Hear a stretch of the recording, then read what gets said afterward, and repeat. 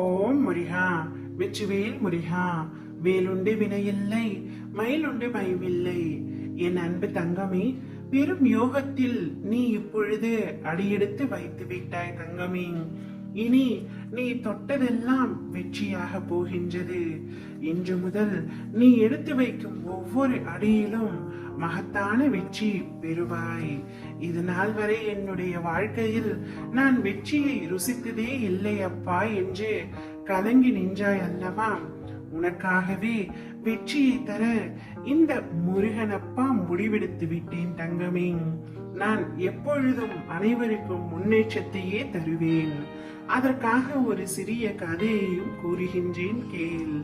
குளங்களில் முள் மரம் வெட்டி பிழைக்கும் ஒரு பக்தன் இருந்தான். பக்கத்து ஊரில் உள்ள முருகன் கோவில் விழாவுக்கு காவடி ஏந்தி சென்று விடுவான். ஒரு முறை அவனது குடும்பத்தில் ஏதோ விரய செலவு ஏற்பட்டது. அந்த ஆண்டு விழாவுக்கு சென்ற பொழுது, முருகா, இத்தனை காலமும் உனக்கு காவடி சுமந்து வந்திருக்கின்றேன், ஆனால் எனக்கு வறுமையை தானே பரிசாக அளித்தாய் என்று உருக்கமுடன் முறையிட்டபடியே சென்றான். வழியில் அவனுக்கு மூச்சு வாங்கியது. காவடியை சற்றே இறக்கி வைத்துவிட்டு ஒரு மரத்தடியில் அமர்ந்து இளைப்பாறினான். அப்பொழுது ஒரு பெரியவர் வந்தார். என்னப்பா, பாதி தூரம் தாண்டவில்லை, அதற்குள் இளைப்பாற அமர்ந்து விட்டாய், முன்னேறி போ என்றார். அந்த முருக பக்தன் கந்தசாமியின் காதுகளில் முன்னேறி போ என்ற வார்த்தை அழுத்தமாக விழுந்தது. ஆம், தெரிந்த தொழில் என்ற பெயரில் விறகு வெட்டுவதை மட்டுமே இதுவரை செய்து வந்தேன். குடும்பத்தின் தேவைக்கேற்ப வருமானத்தை பெருக்கும் வகையில் பிற தொழில்களை நான் செய்து முன்னேறி இருக்கலாமே. இது ஏன் என் புத்திக்கு புலப்படவில்லை?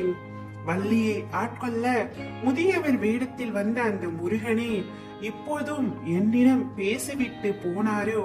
இனி வேறு தொழில் செய்வேன், பணம் சம்பாதிக்க முயற்சிப்பேன் முருகா, அதற்கு உன் துணை என்றும் வேண்டும் என்று பிரார்த்தனை செய்தான். காவடியை செலுத்திவிட்டு ஊர் திரும்பினான். அவனது மனைவிக்கு பசு பராமரிப்பு பற்றி நன்றாக தெரியும். ஊர் பெரியவர் மிகவும் நல்லவர். அவரிடம் புது தொழில் துவங்கும் ஆசையை சொல்லி அவரது உதவியுடன் வங்கியில் கடன் பெற்றான். 3 பசுக்களை வாங்கினான். அவை நல்ல வருமானம் தந்தது. 2 பிள்ளைகளையும் வேலைக்கு அனுப்பினான். அவர்கள் தந்த சம்பள மாதம் 6000 வந்தது. கடனை குறிப்பிட்ட காலத்துக்கு முன்னதாக அடைத்ததால் வங்கி அவனுக்கு மேலும் கடன் வழங்கியது. ஒரு கட்டத்தில் அவன் அவ்வூரில் குறிப்பிடத்தக்க அளவு முன்னேறி விட்டான். அடுத்த ஆண்டு விழாவுக்கு அவன் குடும்பமே பால்காவடி எடுத்து வந்தது. முன்னேறி போ என்று அன்று முருகன் சொன்ன வார்த்தை மீண்டும் காதில் விழுந்தது. அவன் பல தொழில்கள் செய்து சில ஆண்டுகளில் குடும்பத்துடன் காரில் கோவிலுக்கு புறப்பட்டான். இப்பொழுது புரிகின்றதா தங்கமே? என்னை முழுமையாக நம்பினால் நீ நிச்சயமாக உன்னுடைய வாழ்க்கையில் வெற்றி பெறுவாய், முன்னேறுவாய். காலம் கடந்து விட்டதே என்று கலக்கம் கொள்ளாதே. உன் வாழ்க்கையில் நீ மிக பெரிய மாற்றத்தை அடைய போகின்றாய். நிறைவான மன நிம்மதியை பெறப்போகின்றாய். ஓம் முருகா. வெற்றிவேல் முருகா.